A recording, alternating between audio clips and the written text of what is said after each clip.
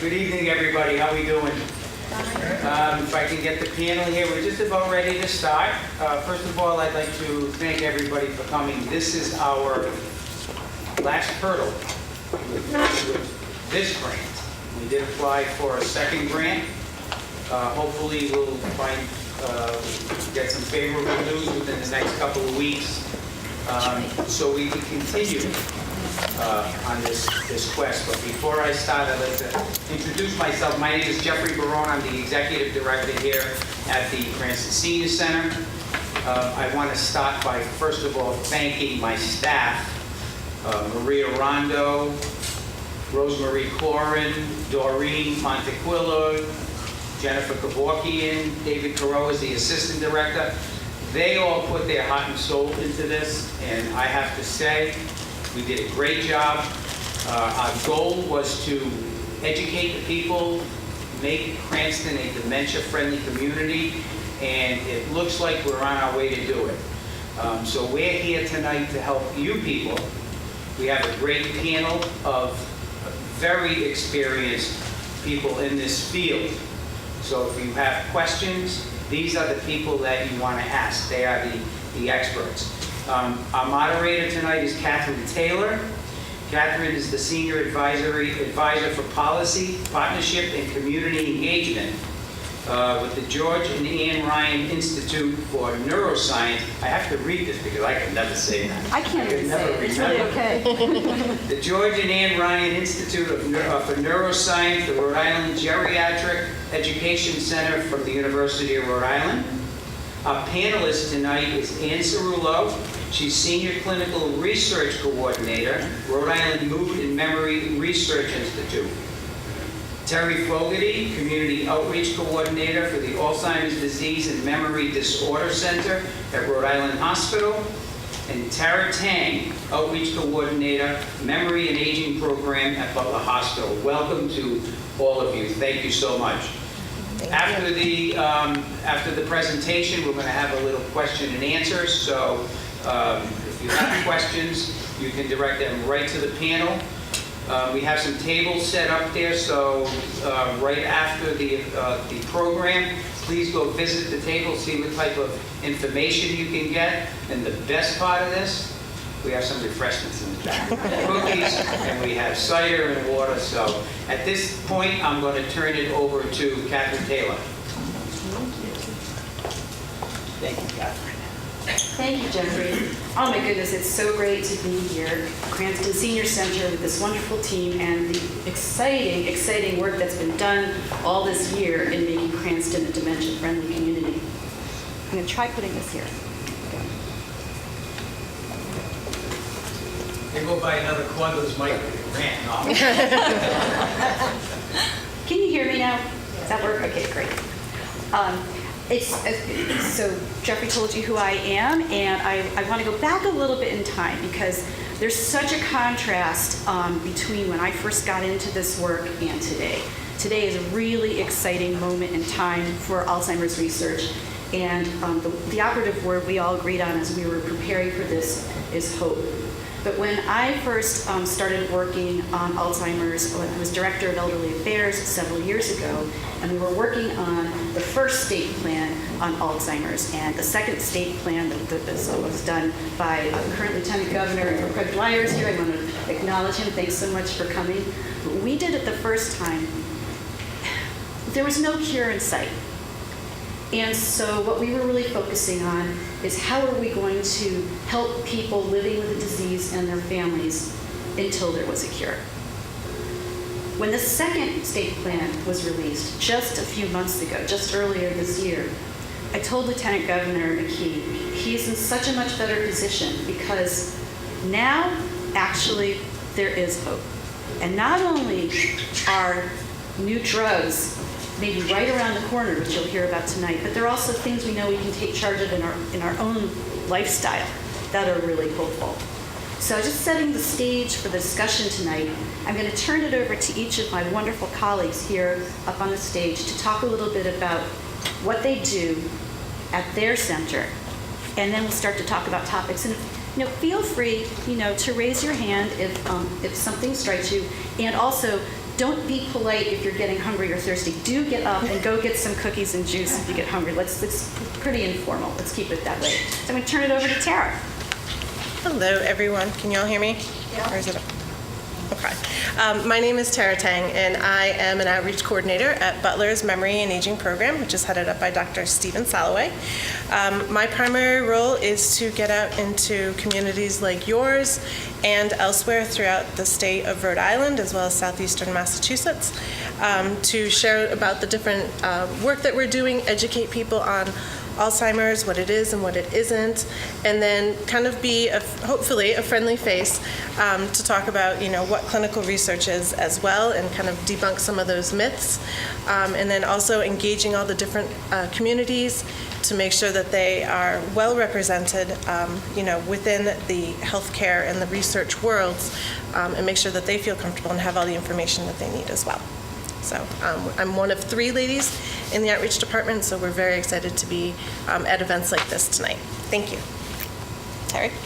Thank you, Tara. So my name is Terry Fogarty, and I am with the Alzheimer's Disease and Memory Disorder Center at Rhode Island Hospital, headed up by Dr. Brian Ott. And it's my pleasure to be here tonight. I want to thank the Cranston Senior Center for hosting what I call a historic event, because this is the first time all 3 research sites here in the state of Rhode Island have come together to spread a message about Alzheimer's. I am joined by amazing colleagues who are out there working with our site. We are working nationally and internationally to really deliver a message about the importance of participating in clinical research to end this disease. So at our site, we are focused on prevention of Alzheimer's disease, meaning finding ways to stop this disease before it takes hold.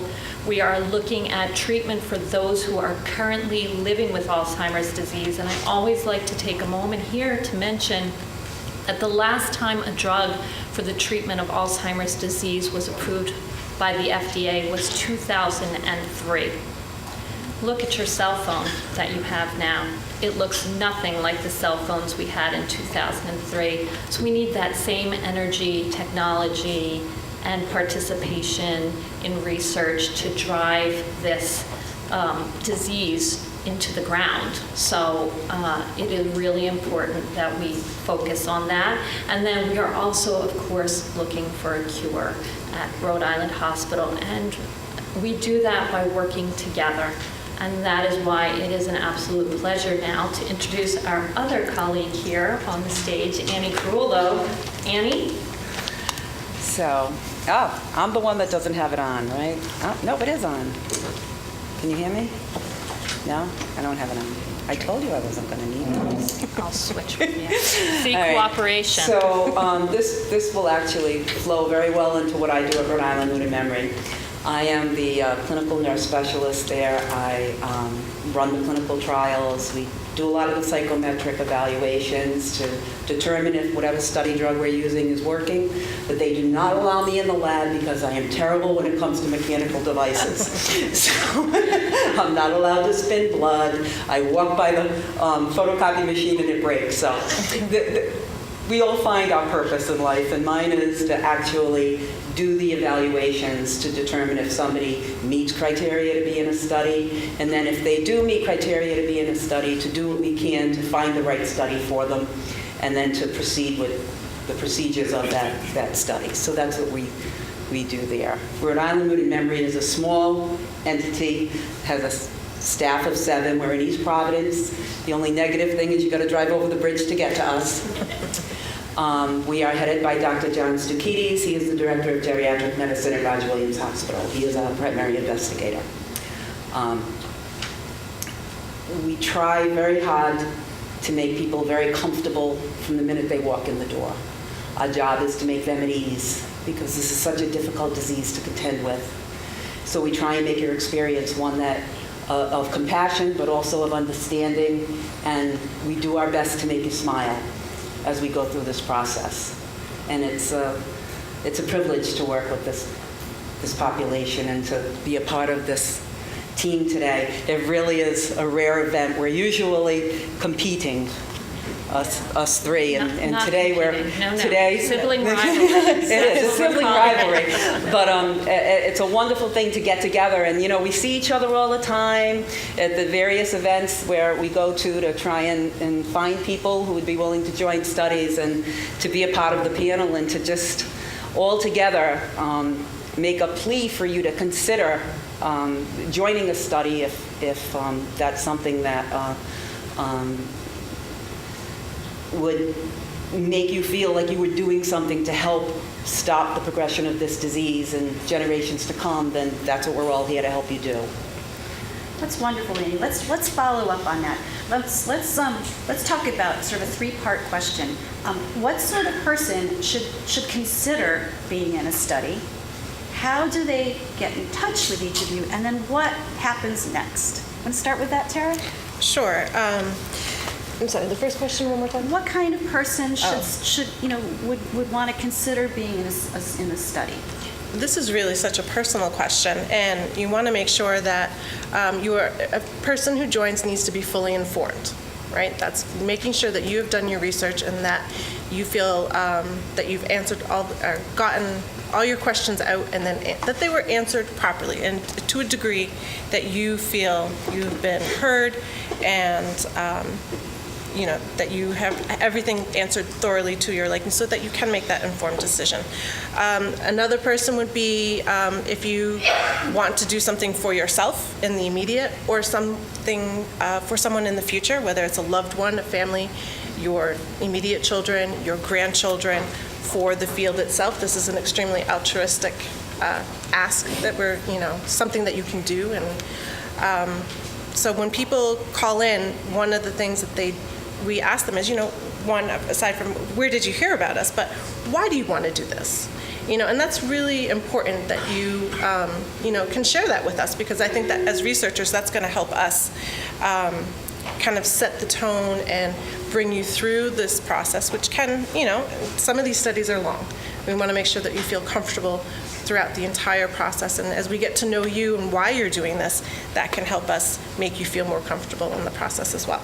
Can I follow up on that? So if I'm a person who has a little bit of memory loss but don't have a diagnosis, should I call? Should I call when I get a diagnosis? Should I call if I have a family history of Alzheimer's disease?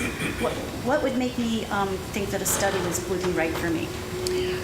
For us, for our site in particular, it's anyone. I mean, right now we're in the age of prevention of the disease. Yep. There's research out there that's showing that some of these amyloid plaques that have been known to put you at a higher risk start forming 15 to 20 years before you even exhibit memory symptoms. So right now we're looking for everyone, sooner the better. Just like with other diseases that we manage right now, the sooner you take care of things, the sooner you have the knowledge about it, the better that you can be prepared in the long run to go forward. And so it's for anyone.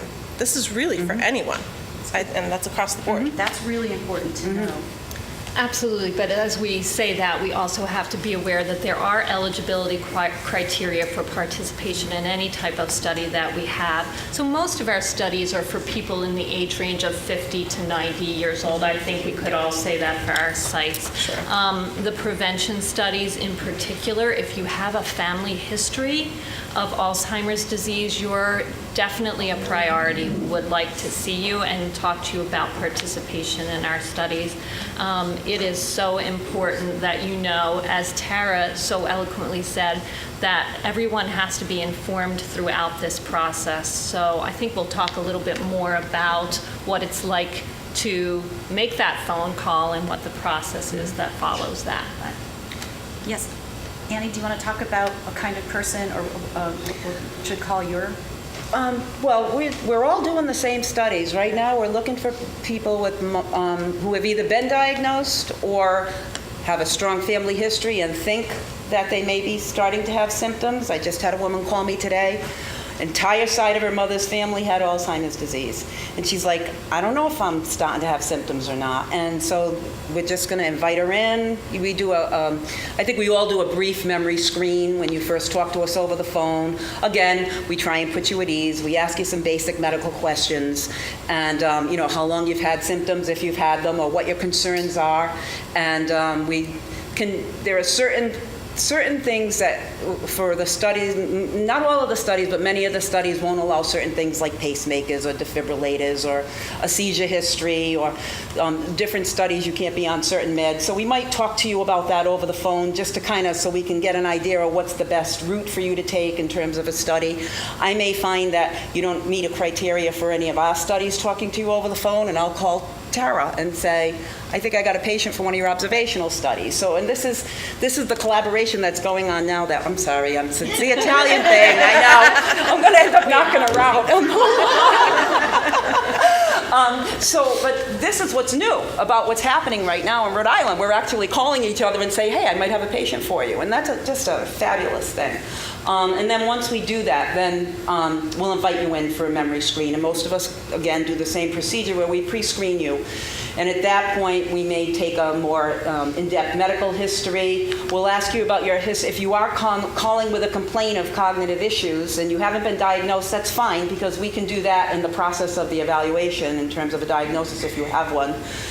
Or if you end up having one after you go through the evaluation. And at that point, what we're really doing is doing a more in-depth medical history. We'll determine what medications you're taking, how long you've been taking them, and then we do some memory tests with you right then and there that are standardized memory tests that tell us whether or not you're in the ballpark of meeting criteria, and if you're in the ballpark of showing a decline or a change that would warrant further evaluation. And at that point, at Rhode Island Mood and Memory, you meet with Dr. Stukides, and then we'll talk to you about what study options. You see, the whole thing is what we'd like you to do is to look at a study as a treatment option, as an alternative to just going on the standard of care that we all did those studies for, the Aricept, the Exelon. We all did those studies. That's why they're FDA approved. Right here in Little Rhode Island, we did that.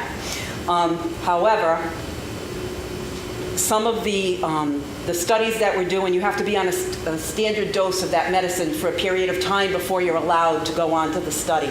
And it may be that you haven't even been on Aricept yet, and we're seeing that you have symptoms, and we may say, well, go on the Aricept for 3 months, and then we'll call you back in and start you on the study drug if that's something that will work for you. So there's a lot of things that can happen just at that first appointment. I think we all do this. I think we all proceed the same way. It's the process is pretty similar. It's where it's being done that's a little different. It may sound overwhelming, but we hold your hand through the entire Absolutely. thing and make sure that you're comfortable every step of the way. Mm-hmm. I know it sounds like a lot, but it is very prescribed. That's why we all do Yeah. it very similarly, because it's prescribed to be done that way. Yeah. And I think we all at all of our sites have wonderful nursing staff, coordinators and everything like that. And that's their job, is to make you feel comfortable, to make you feel informed and part of the process, a partner, if you will, in this process. So I think I know working with these ladies and seeing some of the people that they work with, that I feel confident in saying that, we all have wonderful staff that are very much aware of this and want to make this a hold your hand in a good way process. It's not like going to a regular doctor's appointment for any of us. It's not that atmosphere at any of our facilities. It's a very warm, you come in, probably the first thing we all do is ask you if you want a cup of coffee. At least that's what we do it, And usually there's a treat in the back too. And then we go from there and we just take it a step at a time. I'll often have a family member call me and say, I don't know, I know something's going on with my mother, but I don't know if I can get her in there. And I say, tell her you're going to come visit your friend Annie. We're going to have a cup of coffee. She knows a lot about memory trouble, and we're just going to talk. Something simple like that. It's not... at least at Mood and Memory, we don't have the hospital atmosphere, so it's easy to kind of pull that off with us. I mean, that's one of the benefits of driving over the bridge is it is door-to-door service as far as the distinction between us. But as far as the actual job we all do, it's the same, and our goal is all the same, and that's to cure this disease once and for all. I think we would all say, all of us that work in this, that many of our clinical trials participants become extended family for us and we for them. We're with them through such a difficult time in their lives and for extended periods in some cases. And so we enjoy visiting with them. They enjoy visiting with us. We have oftentimes, and I don't doubt that you have it too, where some of our clinical trials participants bring in food for us, Oh, yeah. or Yes. or small gifts for their research nurses, just because we just appreciate what they're doing for us, and they appreciate how we are able to help them. Right.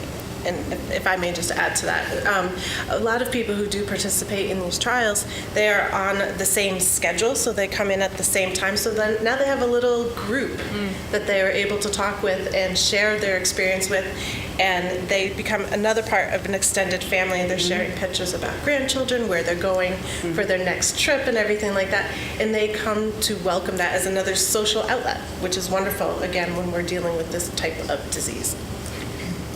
Thank you for all that. So, did this go up? Can you hear me now? Yes. So, say somebody has called one of you and highly, highly motivated to participate in a study, and you go through the screening, and none of your studies are quite right for them, and you call your 2 colleagues and are not able to enroll this person in a study, but they're highly motivated. So what happens next? Maybe Terry, you'd like to answer that. So in those cases, what we put you on is a future contact list. So as soon as a clinical trial that you may be eligible for opens, you're one of our very first phone calls. I like to try to think of myself, and I'm sure my colleagues do too, as trial navigators. And they use that term in treatment of some other diseases too. But our job is to try to match you with the best trial that will be of most benefit to you. So we don't give up easily. We will, as long as you're continuing to be interested, we're continuing to look for research that will benefit you and that you will be eligible to participate on. So we actually all have a study. Some of us have opened it, and we're about to open it, called Clarity, and we already have a list of people who were not eligible for other studies that we are doing that we will be calling as soon as we open this study to see if we can get them right in and screen them for this study. And what about the prevention registry? Is that another option? That is absolutely an option. So if you have memory or thinking concerns, I know my colleagues at Butler also have a registry. We'd love to have you sign up if you have a family history of Alzheimer's disease and have concerns about the possibility of you getting it or some symptoms that are making you start to worry. The Alzheimer's Prevention Registry at Rhode Island Hospital has an initial memory test that they give you, a memory screening, and then annually by phone we do the screening with you so that if we notice any decline in your memory, we can point that out to you and suggest that you talk to your primary care physician or get a referral to a neurologist to be seen. The sooner, we've learned, the sooner that you get treatment for this disease, the better your long-term prospects are as far as managing the disease successfully. The other thing is we can do the ApoE4 testing, and we can talk a little bit more about that later to determine if you're carrying the risk gene for that. What we're trying to find out is we know that having the ApoE4 gene puts you at increased risk for developing Alzheimer's disease. But we also know that some people carry it and never get the disease, and some people don't carry it and do get the disease. So part of our study is trying to figure out exactly what role ApoE4 plays in risk for Alzheimer's disease.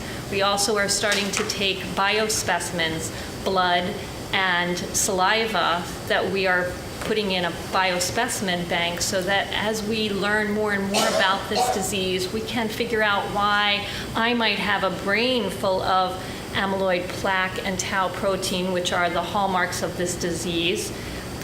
Tara may have none or very little of it. I may not get it, and she may. So let's look at other things that are going on in our body that are making us susceptible to this disease. So we'll talk about that later. This is going to be your problem, Catherine. All of us could talk for hours on this You're subject. not going to get a word in edgewise until you start to raise your hands. Go ahead, Annie. You want to I just want to say Rhode Island Wound Memory does not have a registry per se the way they do at Butler and at Rhode Island Hospital. But once you come in for an evaluation, if you do not meet criteria for a study that we're doing and we cannot send you to someone else for a study, we just see you every 6 months. Especially if you're borderline and you know you're starting to have memory trouble, but you're not quite at the point where your memory scores would make you eligible to get into a study. There's inclusion/exclusion criteria. I think we'll get into that in a little bit too. But just so you know, we just have you keep coming in every 6 months if that's what you want, and we monitor you. A lot of folks with the family history really appreciate that because they know they're concerned they might start to have memory trouble. They think they're having some memory trouble, but it's not enough to make them eligible yet. So that's what we do, because we don't have a registry for you to sign up at, but we just keep you. Just to speak about the Butler's Prevention Registry, it's for anyone with or without memory problems, 40 to 85. If you are not eligible for one of our current enrolling trials, we can maybe take a look and see if maybe a clinic evaluation might be appropriate for you, help you find neuropsychological evaluations, which is establishing that benchmark, and for some people that's a wonderful start to their process and learning more about their own brain health. And then we also, if we can contact you in the future as well, and we offer quarterly newsletters and e-newsletters about once a month, just to keep you up to date about what's happening in the field, whether it's in Rhode Island, nationally, internationally. So that way you're always informed. And those are the first group of people that are going to be contacted when something new and exciting is ready to come through. And there's so much that's new and exciting that you would want to hear about. Just the state of the research is changing all the time. I know that my colleagues at the Ryan Institute for Neuroscience, who are doing basic research in the laboratory and not clinical trials with people, are studying the role of inflammation in the development of Alzheimer's disease and vascular issues. And so that's something I want to just talk about a little bit with the group right now, is the role of our lifestyle in increasing our risk. And let's be clear, I'm not talking about causing Alzheimer's the way we know that smoking causes lung cancer, but just increasing your risk. So let's talk about some of the risk factors, lifestyle risk factors, health risk factors that we're concerned about, that people can think about in their own lives about changing.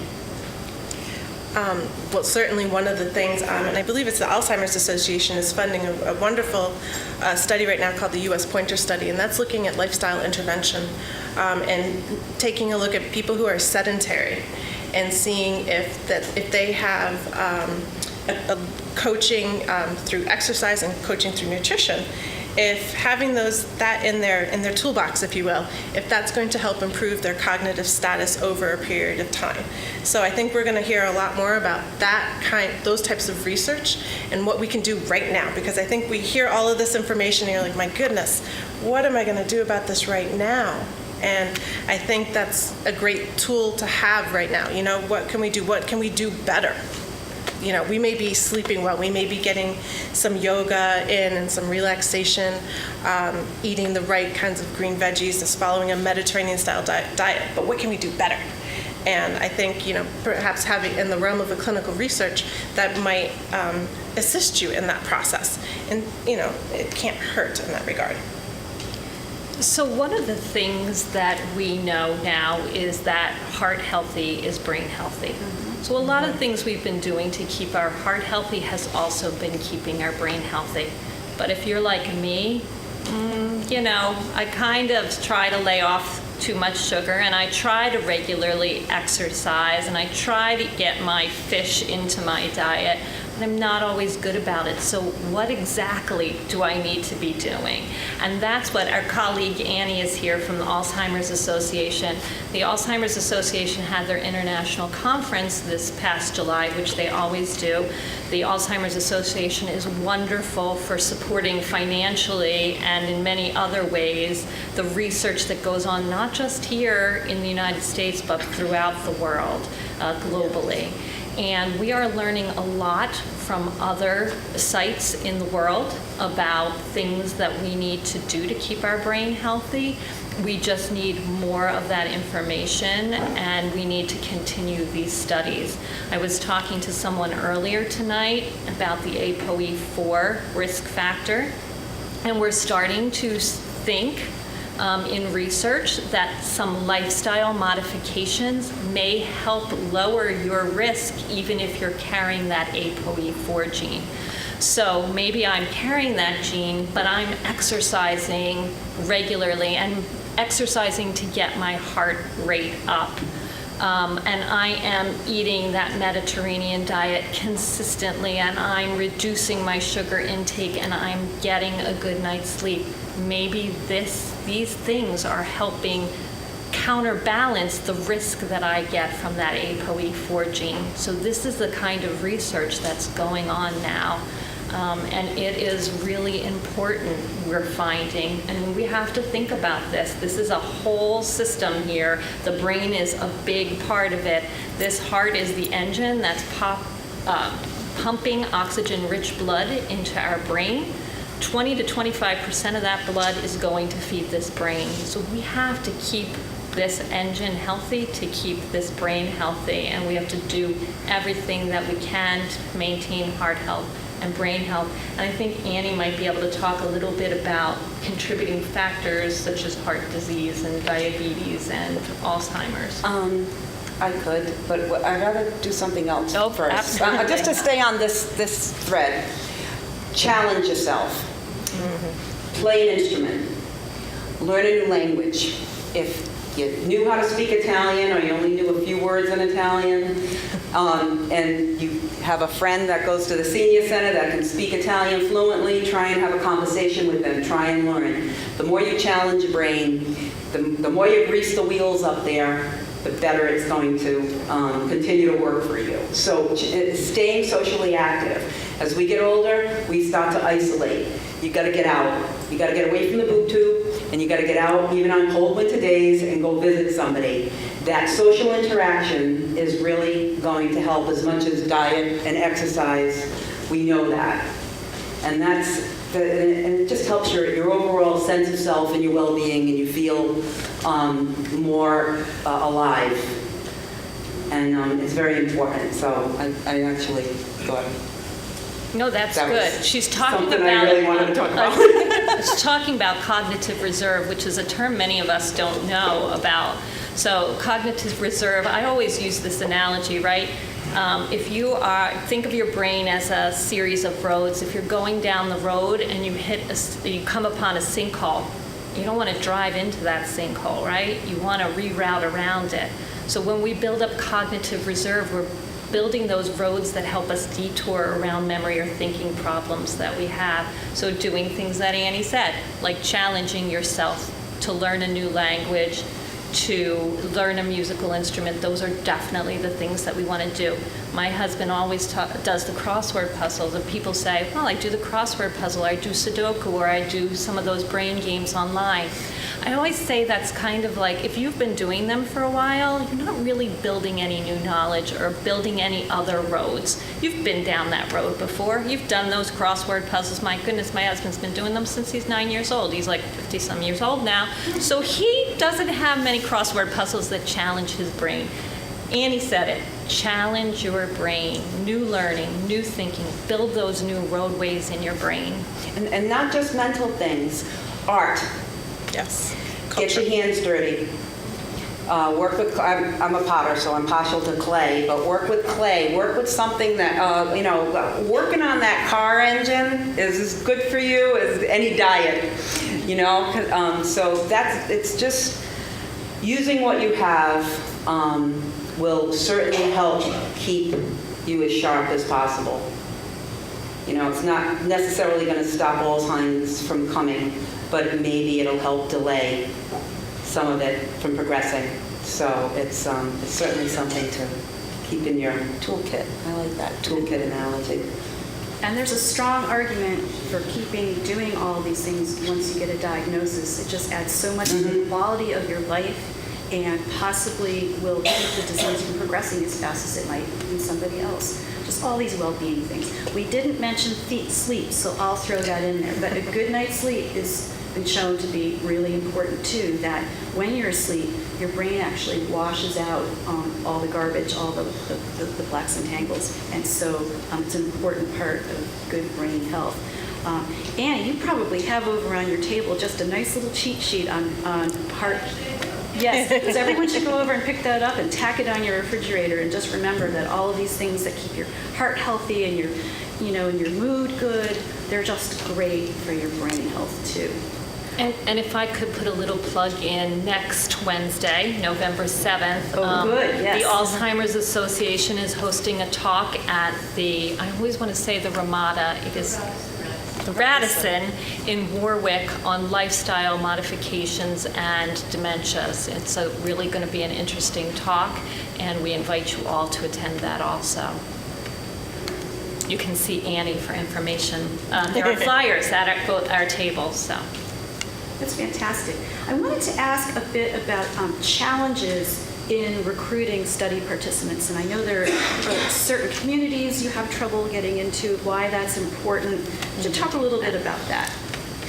So one of the major challenges that you're going to see, that we see not only in Alzheimer's disease, but in other indications as well, such as oncology, is getting more people, the entire community, to be represented in that. And by that, I mean most of the people who participate in clinical trials are the same socioeconomic level, and they tend to be Caucasian. So in order to find a cure for a disease that affects so many people, regardless of where you come from, we need more people to represent the communities that they come from.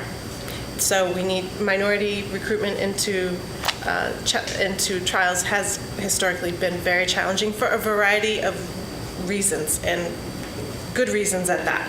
But we are now about to turn into a new decade. We are in the 21st century, and so we need to come to the table together, have frank discussions about what those challenges are and how we might be able to surmount them, and then move forward so that we can have more people to participate. Because if we find a breakthrough treatment for this disease and it's only for a certain group of people, then we have not succeeded. Mm-hmm. We need everyone to participate from wherever you come from to be in these trials. And I think there's a lot of fear, there's a lot of lack of education that needs to be addressed first before we can move forward with that. And I think all of our sites here are more than willing to have that discussion with you. And so we can learn. This is a two-way discussion. This is not just us telling you, you need to tell us.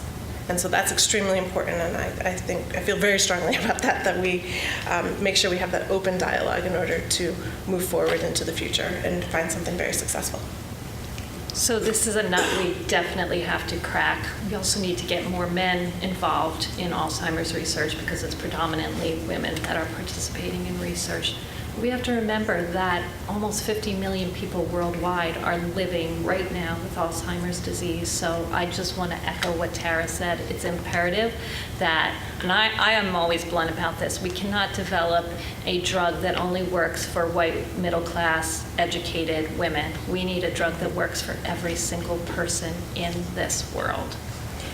And I'm not sure if you know, but African Americans are 2 times more likely to develop this disease, and the Latinx population is 1.5 times more likely. So it is absolutely imperative that we have participation from all these different communities in order to find that breakthrough treatment. Why is it important to get as many people as possible into clinical trials? I always like to remind people that all of us sitting in here, not one of our bodies operates in the same way. We have a lot in common, but we have a lot of differences. And just think, Excedrin PM might work for my migraine, but it won't necessarily work for Annie's migraine. So the more people we can get involved with research, the better we can really look at precision medicine here, so that we can find treatment that will work for everybody. And I'm going to just take a moment here to step back, because more and more, and I think my colleagues will agree with me here, we're starting to think, or we're coming to realize, that treatment for Alzheimer's disease is going to be a lot like treatment for cancer. We're going to have to use cocktails, mixes of drugs, and probably other modifications to lifestyle to really treat this disease, and it's going to be very individualized, we think. So it's really important that we get as many people on board as we can so that, again, these medications, these cocktails, these options that are available, I don't want to have to say they've cured my Alzheimer's disease, but they can't cure yours. So. I just want to say, I think one of the barriers to people thinking about going into a study is a generational stigma associated with the disease. And I think as the new generation of people come along, those in their 40s, they're going to be more open to the idea of joining a study when they hit 60 and 70. But the folks who are now in their 70s and 80s, the stigma associated to having something wrong with them mentally is still very strong. And I think that is one of the barriers. And I think if we can all just get over ourselves, we might be able to find a cure for this and stop thinking in terms of there's something wrong with me as a human being because I have memory trouble. And that to me is one of the most primary barriers to this disease and why it's so hard to get people to come into a study. Because they don't, or they're in denial and they don't think anything's wrong with them. Most people that come to these events are the family members that know that their loved one is starting to have the disease. But those that come and sign up are usually not the ones that are having the memory trouble. It's the ones who are afraid they're going to get the memory trouble. So it's kind of educating and, again, providing an environment where they come in and they feel comfortable is our task to help you cure this illness. So I just want to remind everybody that this is a disease that we're talking about, and a disease of the brain. Like so many other diseases that we recognize as diseases, addictions are a brain disease, schizophrenia, other mental health things.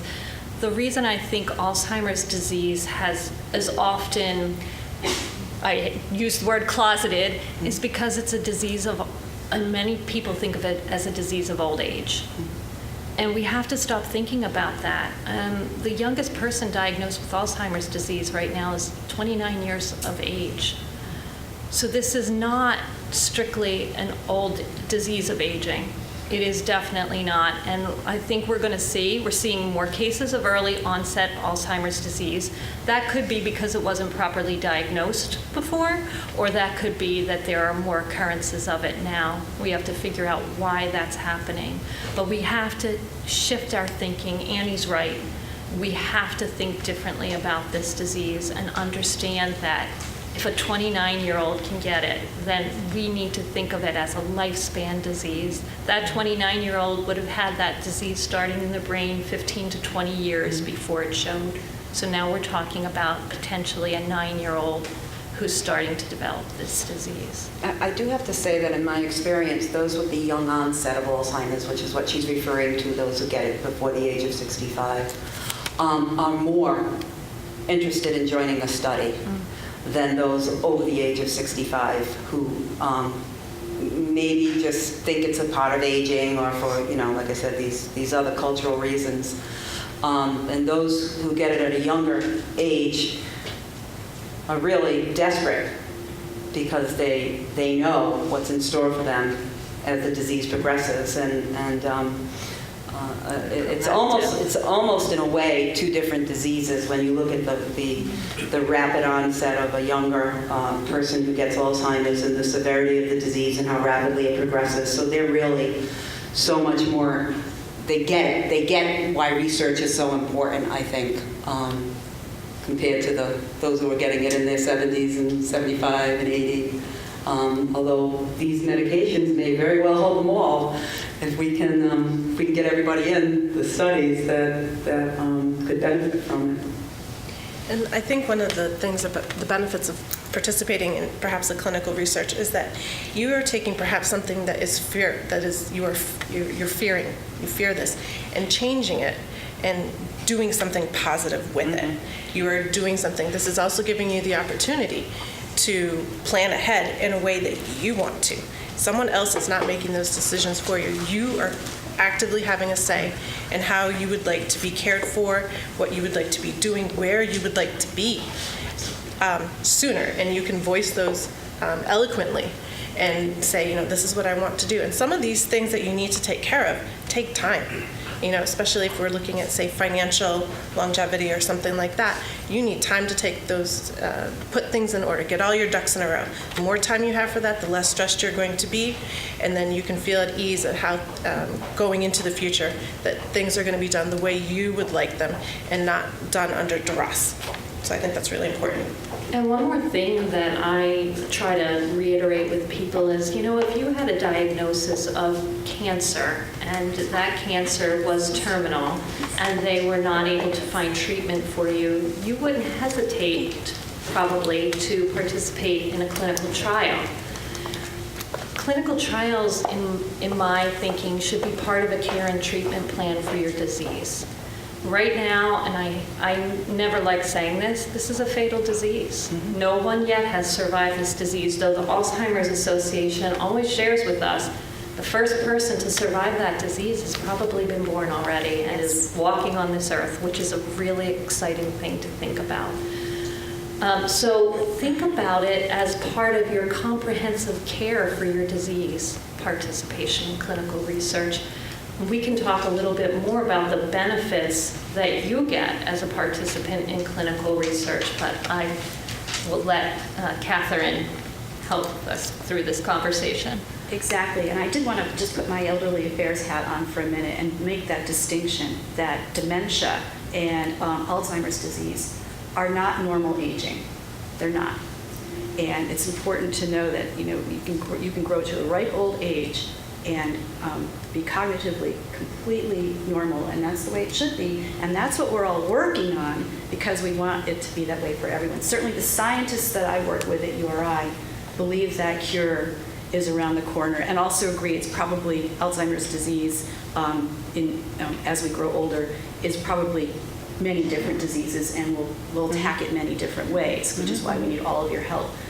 But there is just, I hope you hear it in all of our voices and everything we've said. We are so optimistic, which is why we're here, and which is why we want to recruit all of you, if not to be in trials, then to spread the word about why this is really the golden age of research into Alzheimer's. Both in our state, Rhode Island really boasts some of the finest researchers, both our fine doctors here who run their clinics, but also we have incredible institutions doing basic research. We have Brown, we have the VA, we have the Rhode Island Hospital is doing some, we have URI, the Ryan Institute. It's just really exciting.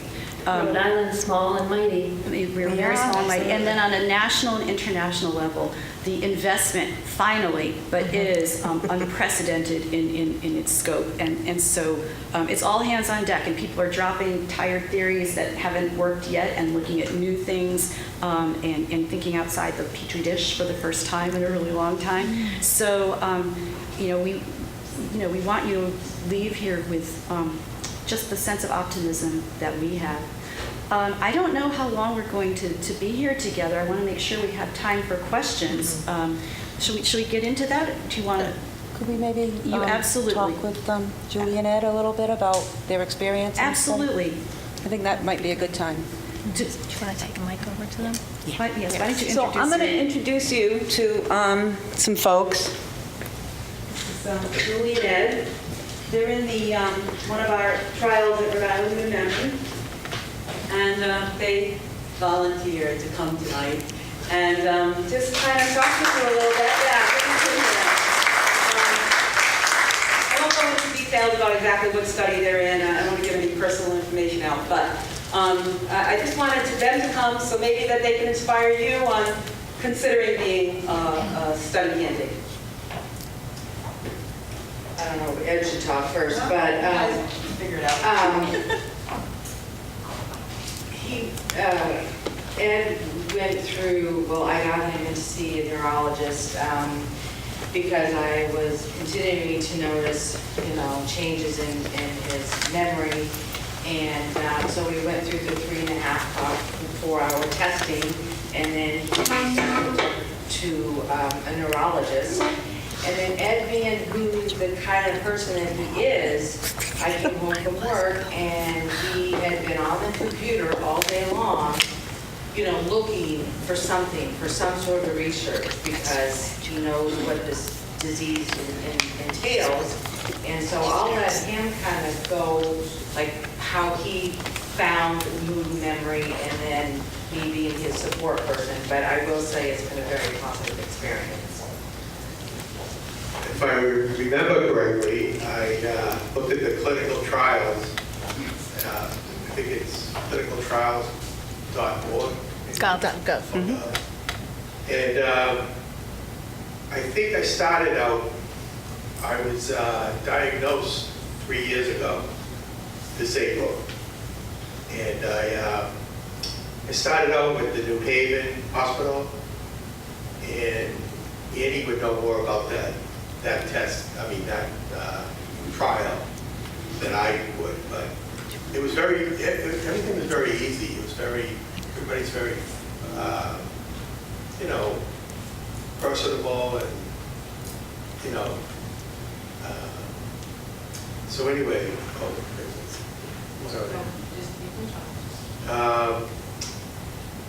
trying to think so anyway, I've been in clinical trial for 3 years. And it's been a good experience. I don't dread going or anything like that. I live in Stoughton, which is about 17 miles south of Boston. It's easier for me to go down to, where you are. In East Providence. Yeah, he doesn't mind coming over the bridge. Just say. There are no bridges in that direction.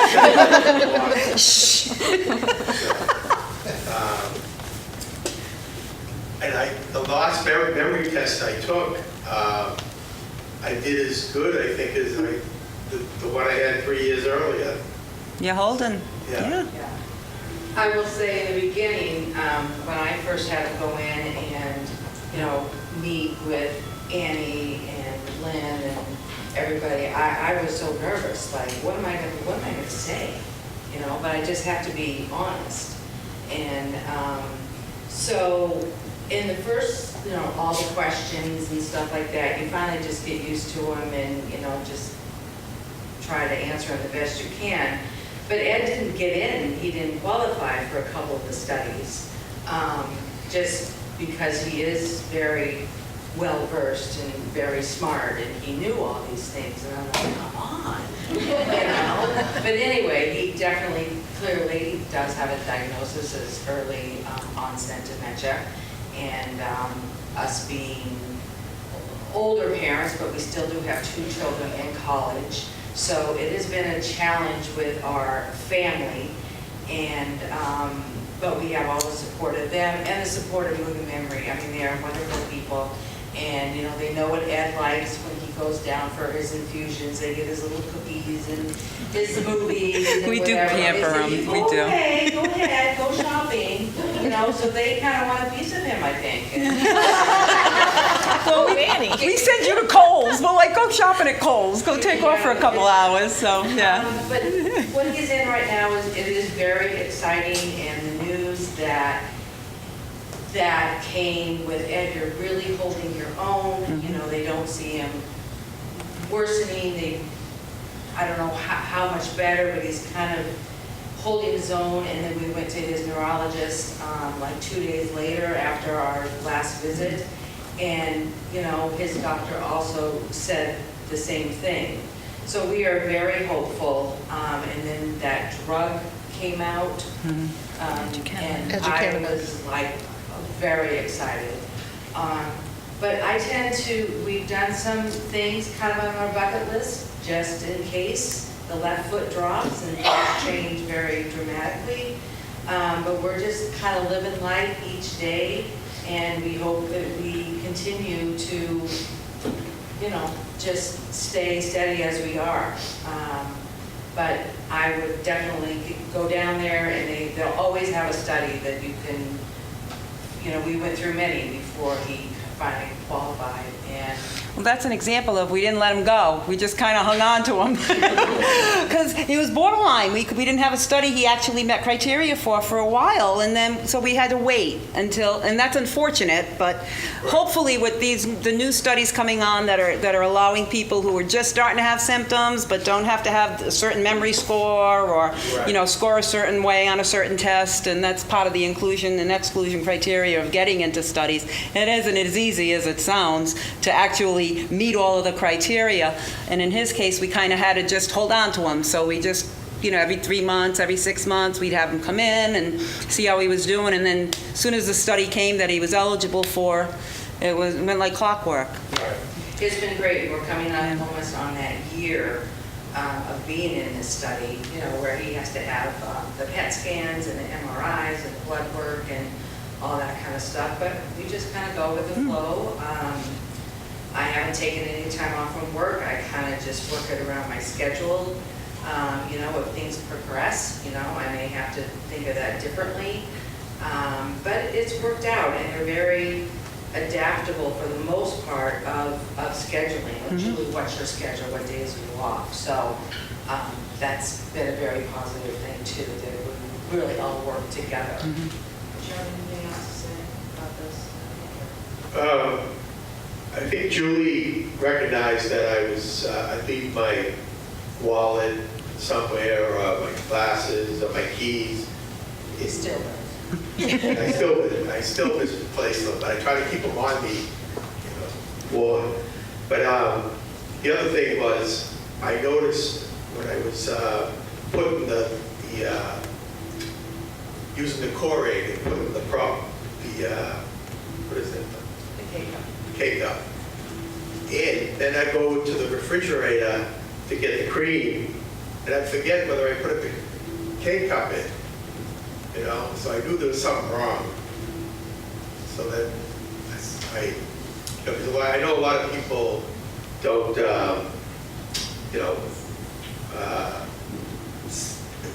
do you call it? Well, they don't want to accept or think, accept. oh my gosh, is this really happening to me? Yeah. I forget the word. And that happens too, difficulty with word finding, and not all the time.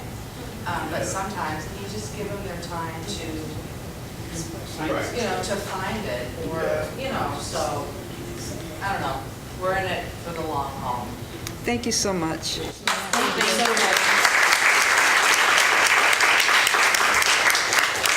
Thank you so much for sharing your story and hopefully inspiring everyone else here, and it inspired me. And now I'd love to, unless you ladies have anything else you want to say right now, I'd love to get some questions if there are any. One quick thing I do want to mention, because I was just thinking about this while you were talking. Once you enter a clinical trial, if you decide that it is not going to work for you, Absolutely. for any reason, you don't have to explain yourself to us. You just say, I no longer want to participate in this clinical trial. We might shed a little tear in the corner of our eyes, but we'll wipe it quickly so you don't see us cry. But it is your decision throughout the entire time you are involved in this study, whether you continue forward or not. And there is nothing comes of the fact that you've decided to stop participating. There's no, I'm trying to think Repercussions? Repercussions, yes. There are no repercussions to you. Nothing changes. We are so appreciative of everybody who even considers participation in clinical research. And we understand that situations may change in your life that make it difficult to continue in a study. And we're just grateful for any of the time that we get with you. So. And we're so grateful that you all just came out on a drizzly night and to hear what is so important to all of us and our work, and to have us share this with you. And we'd just be really happy for any questions you might have. Yes? Hi, I have a quick question. So I hear a lot about Alzheimer's disease. Are you doing any clinical studies for other types of dementia? I know My mother-in-law had Lewy body dementia. There's so many different types of dementia, different medications for different dementias, and different treatments. So are you doing any other studies other than just Alzheimer's? Right now, at Butler Hospital, that's our primary focus at the moment, as well as more observational trials. But for right now, it's within that realm. So it's covering a variety of dementias, Alzheimer's and related. Alzheimer is dementias. predominantly Alzheimer's It's at predominantly this moment in time. Okay. And I think the reason that we're focused so much on Alzheimer's disease is because 2/3 of those living with the dementia in this world are living with Alzheimer's type dementia. But my family, you said Lewy bodies, my family has frontotemporal dementia. And I do believe that once we unlock the mystery to Alzheimer's disease, it will have a cascading effect and also help us understand and treat more effectively all the other dementias, not to mention other brain diseases such as Parkinson's and Huntington's disease. So this is where we're focusing our attention with the thought that this will be informative to all other dementias. I just want to say, and we also find that sometimes that people are just misdiagnosed. And what's really going on is Alzheimer's, because I've been in this field for 35 years. I have met tens of thousands of people with Alzheimer's, and now 2 of them are alike. So even though there's a typical progression of the disease, it may be that somebody was misdiagnosed, so it's still worth calling and getting an evaluation if you're not really sure. If somebody thinks it might be this, but they're not sure, I mean, it still might be worth making a phone call. We've had people misdiagnosed several times with temporal lobe or a multi-infarct dementia that actually had Alzheimer's. What if they already have a diagnosis? Can they still come to you for a screening? You know what, that's a one-on-one thing. Okay. That's a telephone call, Okay. and then we can figure it out from there. I'm just saying, unless it's really well documented and they've had it, the progression is very clear. Particularly if it's a new diagnosis and you're not 100% sure and you want another opinion, then yeah, a phone call is fine, and then we can go from there. It's happened, it's happened where they've been misdiagnosed. What is the funding? Do you have to use the Blue Cross? Can I answer this since I Please got it? do. All right. Yeah. No, Thank you for that. Did you hear that? no. How are the trials funded? For all of the research that we do, the drug company that is sponsoring for drug trials, for clinical trials involving a new compound to cure Alzheimer's, the drug company pays us, and then you get a stipend. All of the studies provide a stipend, a travel stipend to you, but for the Eastside Band 401 study, which is one of the studies that we're all doing, I mean, actually for the Tau study as well, you're getting a $10,000 workup. By the time you get to that PET scan and the Tau PET and all of the other the MRI, all the other evaluations, you're getting this really incredible workup to determine if you have the disease or not. And all of that is paid by the sponsor. It's not paid by you. Yeah, we don't have any studies, and Butler, I'm sure, is the same, where you have any copay or any payment No. whatsoever. No. All the studies, because you are participating in the research, there is no cost at all to you. What is the focus of each of your studies? I hear drug medications, but what are you looking at specifically? Great time to talk about the science. You have the mic. You have the mic. You can start it off. At Butler, so we have we have drug trial studies, we have observational studies that could involve maybe blood draws, EKGs, cerebral spinal fluid, so the lumbar puncture that you might hear about. We have those kinds of trials, and we're always constantly evaluating to see if there are other trials that we would be able to take on that would be beneficial to the community as well. So it ranges, and that's why I think we were all saying that we want everyone to participate regardless of whether or not you have a diagnosis of any memory impairment, because there's so many different trials that are coming out on a regular basis, and that at any moment we could take on a trial and be like, this would be great for this particular population without. And everyone is different, and especially when these age ranges are going younger, people are still working full time. We want to be able to accommodate that.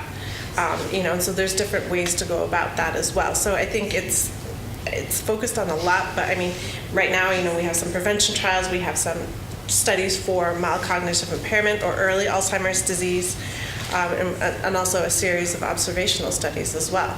And like I said, in beginning of next year, we're looking forward to hopefully being able to offer a couple more prevention studies, which I think would be really nice here in Rhode Island. So one of the studies that I was thinking about while Tara was talking is a study called the ADNI study. It's the Alzheimer's disease and neuroimaging study. It's been going on for about 8 years. It is an observational study. It doesn't require the use of any medication. We're looking at people's brains as they age with this disease, and it is informing all kinds of research that is going on in the world. So those brain images and the biospecimens collected as part of that study, again, are shared worldwide. Both Butler and Rhode Island Hospital are sites for that. We are still enrolling. They've just extended enrollment into 2020 for this. We're especially looking for more minority population people to join us in this study. But this is a historic study that has provided so much information to researchers worldwide to help them pinpoint and target areas of the brain and different types of treatments and lifestyle modifications that benefit the brain. So that's an amazing research study that's going on. And I think we would be remiss not to talk a little bit about aducanumab study. Many of you heard recently that Biogen has revived or resurrected a drug that just earlier this year they determined was not of benefit and so stopped the study. Well, they've reworked the data that they've gotten and are seeing that there are signals that this is beneficial for this disease, and so that is starting back up soon at our sites. And aducanumab is a drug that we think has great potential of being the next FDA-approved drug for the treatment of Alzheimer's disease. So that is thrilling and exciting news for all of us in this field. Absolutely. And I'm thinking too, one more thing that I was going to share. So we talked about taking these biospecimens, blood samples from people. One of the things that has done is hopefully provided us a way to diagnose Alzheimer's disease from a blood sample. We are on the cusp of that, and that will be such a game changer in research, because that 9-year-old who's carrying that disease in their body will be able to see it at that age, and hopefully we'll have treatment that we can start right away to eradicate it before any of the signs or symptoms come. So when we talk about how excited we are about research, we really are excited. This is the golden age. There has never been the breadth and depth. There's never been the collaboration and sharing of information. And we invite you all to consider being what we call affectionately citizen scientists and joining us in this fight to end this disease. Be part of our mission. Be a part of our team. We're working hard every day at all of our sites with all of our staff to find a way to end this. Terry, you have a question? You had mentioned earlier about misdiagnosis. It's a two-part question, really. The difference between dementia and Alzheimer's, and how do you diagnose the Alzheimer's? Right. Can you repeat the question? We're going to do Alzheimer's 101 right now. All right, we're going to go, I'm just going to be brief though, because this is a whole hour and a half The left. question in the back. Okay. That's the question. Yeah, the question is the difference between dementia and Alzheimer's, and how do you go about diagnosing the Alzheimer's? Okay, so briefly, Alzheimer's is a type of dementia. Okay, so there are several types of dementia. Lewy body dementia, frontotemporal. You can get a dementia from vascular dementia from multiple strokes. You can get a dementia from drinking too much. There's I got the one that doesn't work again? All right. Told you it's a mechanical thing with me. My Mercury is in a permanent retrograde. So that's basically that question, but, you know, as we were saying, 75, the stats are 67. 67, 70, 75% of dementias are Alzheimer's. I think the next one is Lewy body is the next, and then vascular dementia is the next in terms of the frequency. Now, the way you differentiate, back in the day before we were able to do PET scans, we used to just do it as a clinical diagnosis, and it was actually a diagnosis of ruling out if anything else was going on. So we know that in Alzheimer's disease, it's a slow, steady, global decline. If somebody had vascular dementia, we would know that it's a stepwise decline. Most people with a vascular dementia, if I asked their loved one, when did you notice something was happening, they'd say Christmas Eve, they fell down the stairs. Ever since then, they're just not the same. If I asked somebody who had Alzheimer's disease, when did you first notice somebody was starting to have trouble, they'd say, I don't know, maybe in the last 6 months, last year. They can't tell me that exact moment. So that's just an example. But we know certain things are going to happen. You're going to start to have short-term memory loss. You're going to have issues with orientation. You're going to have issues with judgment. Which comes first? It varies on the individual. Like I said, everybody's a little different. Short-term memory, though, decline is that hallmark symptom. We all expect to see that, and then from there. And then we would give them MRIs and do blood work to rule out if they had strokes or if their B12 was off or their thyroid level was off. And, you know, we just make sure that there's nothing medically going on with them. And then when you get the MRI also would tell us if they have something else going on, like normal pressure hydrocephalus or a multitude of small strokes that could be causing memory trouble. But now we have the PET scan. And this amyloid PET actually measures the amount of amyloid in your brain. And we're able to determine, and that's what happens with some of our study folks. They'll come in and they look like they're declining. They look like they have the disease, but they're not having that amyloid, the positive amyloid in their brain. We can also now determine from cerebrospinal fluid if somebody has too much amyloid in their brain. Because their cerebrospinal fluid levels are too low in amyloid, that means it's hanging around in their brain, which is where we don't want it. And just to go back to your question about the different drug trials we're doing, right now we're all doing a drug trial that attacks the amyloid, and that's the BAN2401-301 trial. I just want to get this in because we didn't really talk about this yet. It's basically a vaccine against the amyloid in your brain, and it's removing the amyloid. I can't talk with one hand. The Italians have problems here. So that's one study. It's an infusion study, and you come in once every 2 weeks, and it removes the amyloid from your brain. It goes into open label after 18 months, and that means that even though it's a 50-50 shot, you're going to get the study drug for the first 18 months, you'll definitely get it after those 18 months. The other drug study we're all doing, I think you're doing the tau too. Are you doing the tau? No. The laureate? No. Yes. Okay. We're not. They are. You're doing We are. it. So for the BAN2401, we're looking for people with mild cognitive impairment, and we're looking for people with mild AD. And again, don't worry about what that means. We can figure it out when you come to visit us. But if you were newly diagnosed, that's the study for you. The mTau study that we're doing is going after the tau in the brain. You all know about the amyloid plaques and the tau tangles, right? So, like we were saying, we all think that we're going to cure this disease by a combination of treatments. So we're also looking at the tau. The tau protein is destroying brain cells. And once it takes off, it doesn't stop. So what we're trying to do is stop that tau from destroying brain cells. So the other study we're doing now, in this study, which is rare, we're looking for people with moderate Alzheimer's who have had the diagnosis 3 to 5 years, and who are on their way, on their journey, right in the middle of it. And which is an awesome thing because most studies are only focused towards people who are just being diagnosed. So that's what's going on right now in Rhode Island. And these are international studies. So it's pretty cool that the three of us are all representing institutions that are doing them right here in Little Rhodey. So we have time for a couple more questions back here. I want to go back to the ADVI study. At one point, the ADVI study was recruiting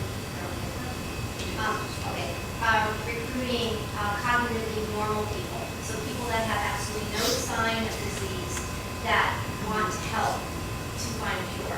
Are they still recruiting the cognitively normal?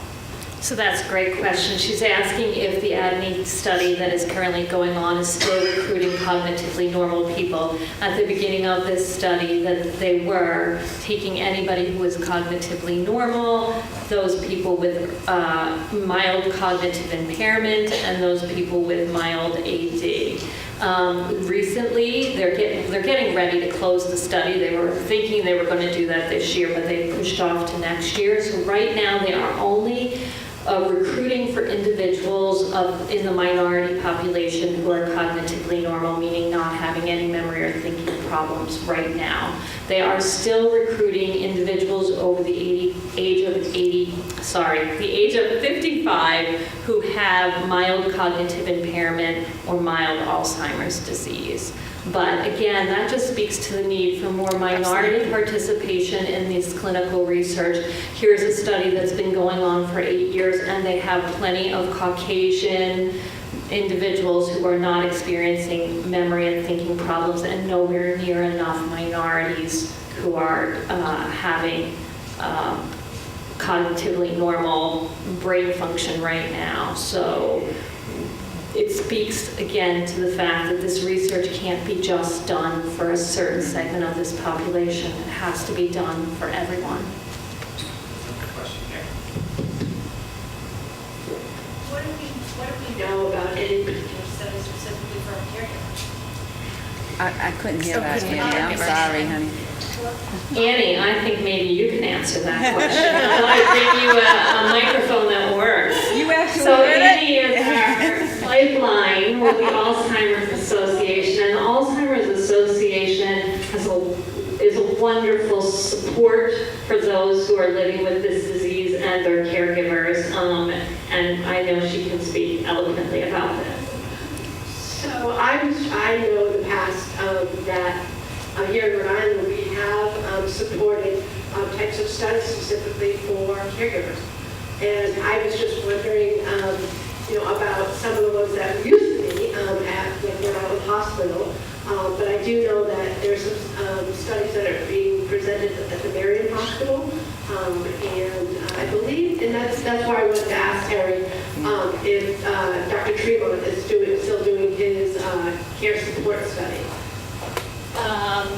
You're putting me on this. You're putting me on the spot, and I can't honestly answer that. But if you'd like the answer to that question, you can call me tomorrow. She'll get it. I will have that answer for you. I don't want to misspeak. I know we've done a number of those studies, but I haven't actually had an update recently on that. One thing I just want to acknowledge is that if we can, family members and caregivers can find out about different types of trials that may support them to understand about caregiver stress, prevention, and there's studies throughout New England about understanding different kinds of supports that are available. Would a study be on telephone support? How is that more beneficial for getting supportive services one-on-one or in a group setting? You can actually go to the NIH website to learn about these type of alternative studies, which can give you a lot of information on that. And so I just wanted to see what you guys were aware of, and I didn't really want to be put on the spot on it, but we could definitely, if people are interested in that, we could find out more about these types of studies. So thank you. Thank you so much for that, Annie. And I think now it is time for us to, we have time for one more? We have time for one more question. I think we have one right here. Yes. You've spoken about family history. From what I know from my friends, from my family, we really didn't know what the illness was. Yeah.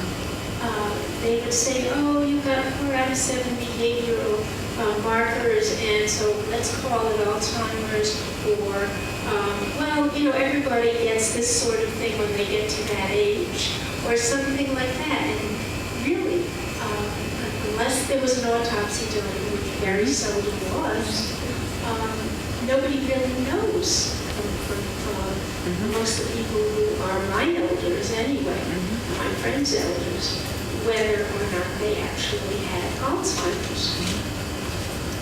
How do we tell?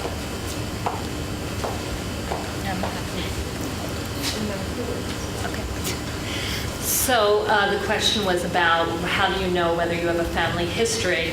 And we talk about this a lot because, I mean, my family, we have a dementia, but I had family members that died of tuberculosis at a young age, died in house fires, so we don't know when this started in the family or who carried it down the line. So I always say, if you suspect you're having a memory or thinking problem, even if you don't know what your family history is, we can do memory tests to help determine whether you are actually experiencing what we call something more or just having a senior moment. And that's something we need to really understand better. Like, when are we having a senior moment and when is this something to worry about? And I actually have a handout at my table that can help you ask some questions. Annie's probably got some information in, as well as my other colleagues. But when in doubt, I always say, follow up, follow through.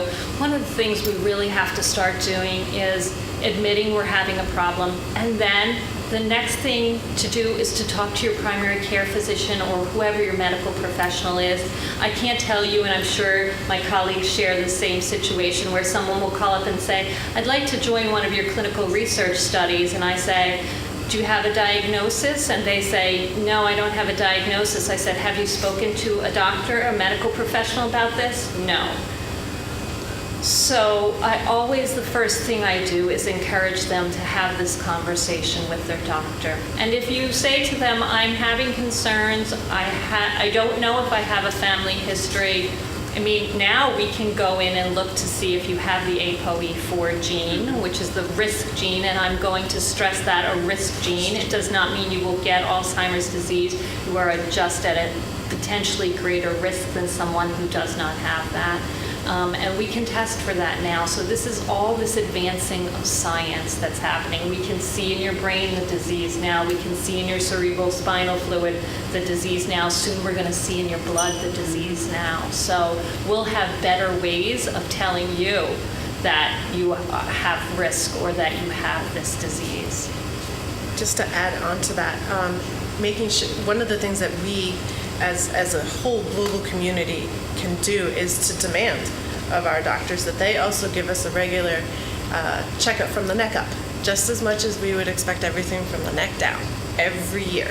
And making sure that that is part of that conversation, putting it on like your little list of things that you need to speak with your doctor about, and to talk about any concerns that you may have. How often is it happening? When do you see it? What do your family members say?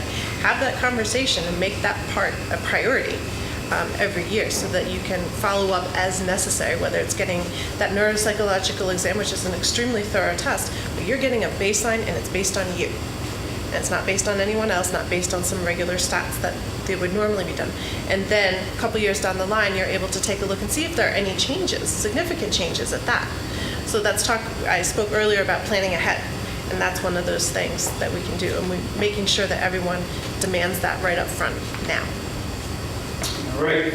Well, time has come. We do have to end. We'll have a little bit of time after if you want to talk to panelists one-on-one. Ladies, I can't thank you enough. My staff thanks you enough. Maria, what do you think? Great job. We could be here for hours. And I just want to thank you for being in the great dementia-friendly city of Cranston. Yes. All right, so there's some refreshments back there. Please talk to the panelists, visit the tables, and thank you again for coming.